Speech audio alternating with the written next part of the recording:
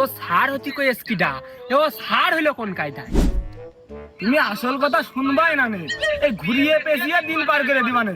তুমি আসল কথাটা শুনবা তো? এই তাই এত বেলা আসল কথা বাদ দিয়ে এই নকল কথা কেত্তি করছিস? তে আব্বা কও, ওই যে পদ্মা সেতু পদ্মা নদীর উপরে ছিল না? ছিল মানে? তাই এখন কোনে গেছে? কেউ চুরি করে নিয়ে গেছে? না, ওই আকরাম স্যার কইলো যে পদ্মা সেতু নবগঙ্গা নদীর পারে অবস্থিত। আর যদি বিশ্বাস না হয় তোর আব্বার কাছে যে শুনে দেখতে। কি সে একটা সার মানুষ হয়ে ছেলে ফেলের ভুল ভাল শিখনো, এইটা যদি পরীক্ষার খাতায় লেখা হয় তাহলে তো নিশ্চিত ফেল হবে। আকরাম এরকম একটা বুদ্ধিমান সার হয়ে ছেলে ফেলের ভুল ভাল শিখছে, এমনই তুই হেনে থাক।